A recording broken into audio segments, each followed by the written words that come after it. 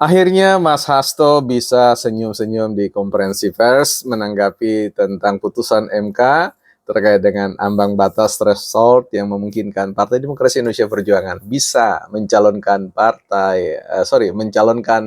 calonnya sendiri di Pilkada Gubernur DKI yang kemarin seperti di konten sebelumnya diborongi habis oleh Kim Plus ya.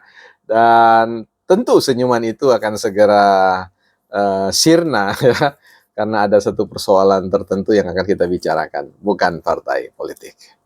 Merdeka, wes.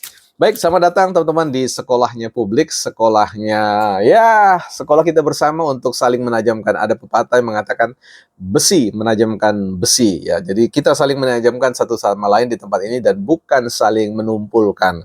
Tentu narasi-narasi yang terukur rasional diharapkan hadir dalam percakapan-percakapan kita yang terus-menerus akan kita bangun dan saling mengisi, saling memberi perspektif, pengayaan sehingga kita berdaya dalam membangun argumentasi. Sebelum kita bahas tentang persoalan senyum Mas Hasto dan juga ya saya kira akan segera berkerut karena ada soal-soalan yang akan kita bicarakan. Ada sebuah buku yang menarik yaitu Mastering Megatrend ya, ini menarik ya.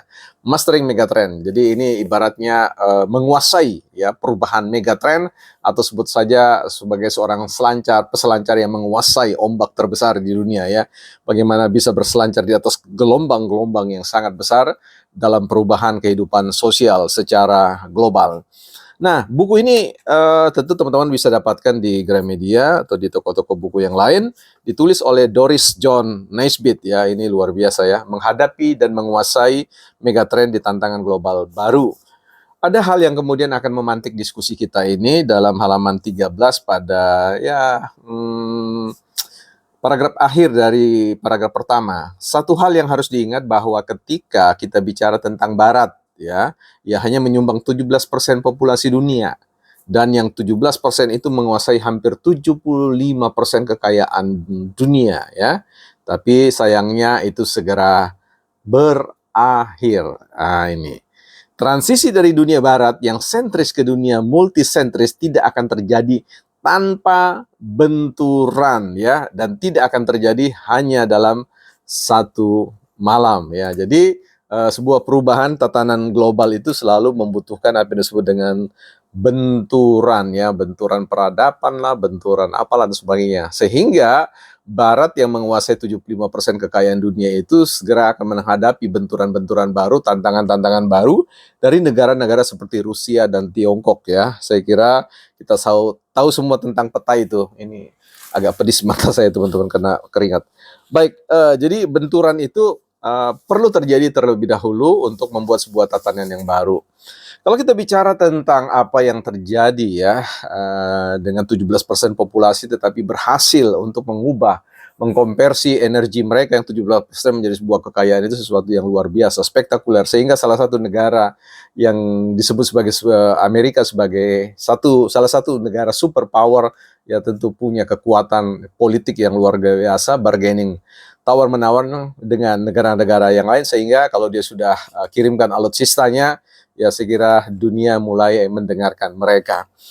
Bagaimana dengan Partai Demokrasi Indonesia Perjuangan ini? Ibarat katakanlah sebuah partai yang hari ini menjadi sebuah partai yang banyak sekali mengalami benturan ya, bukan benturan peradaban tapi benturan-benturan internal ya, sehingga kemudian menyisakan ya tangisan pilu, ratapan pilu dan apapun itu.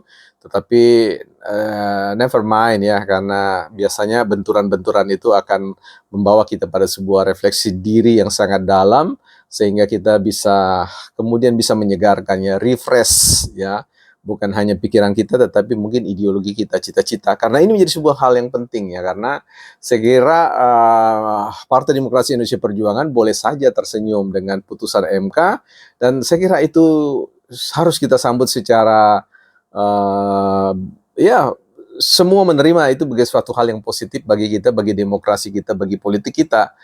Tapi sekali lagi ini bukan sesuatu yang kemudian bisa melegakan begitu saja Partai Demokrasi Indonesia Perjuangan.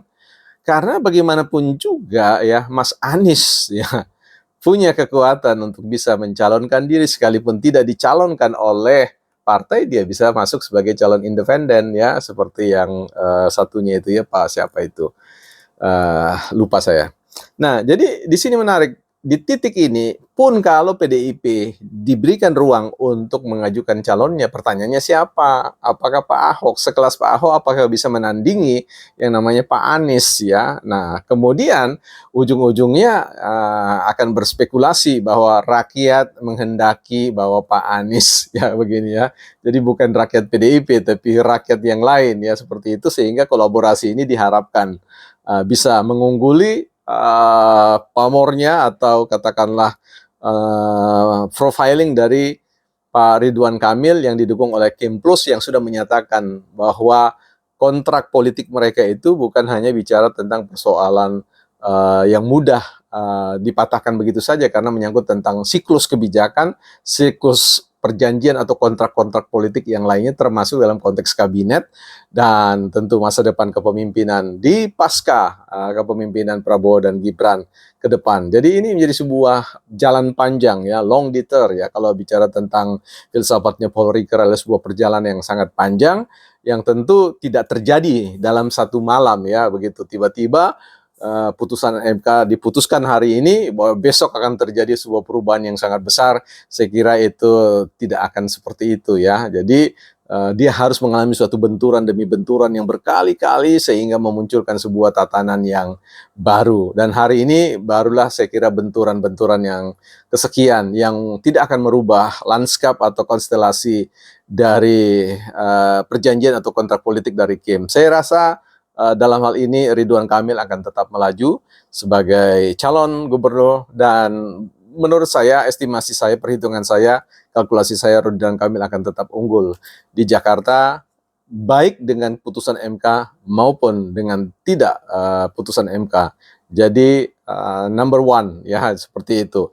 Nah, kalau nanti ada terjadi perubahan, sekali lagi jangan kaget, politik selalu mengejutkan gitu ya. Nah, jadi kita rakyat biasa ini ya ikut berpartisipasi, membangun tafsir-tafsir politik, ya menduga sana sini, ya bereforia lah dalam persoalan panggilan politik. Tetapi sekali lagi ketika terjadi sebuah perubahan-perubahan, kita harus mengerti memang ada jarak yang begitu jauh untuk kita menyelami watak dari politik itu sendiri ya. Sekali lagi seperti saya katakan di beberapa kesempatan, politik itu awalnya berjalan bersama, tiba-tiba karena kondisi politik mereka harus berpisah jalan ya, karena ini sekali lagi seperti PKB, Nasdem yang kemudian meninggalkan Anies dan mengatakan bahwa itulah realitas politik yang harus disadari bersama. So saya kira itu ya. Selamat buat Indonesia punya tatanan konstitusi yang baru dengan hadirnya ambang batas yang memungkinkan banyak orang kemudian punya impian yang baik di masa depan untuk menjadi salah seorang pimpinan daerah, bukan partai politik.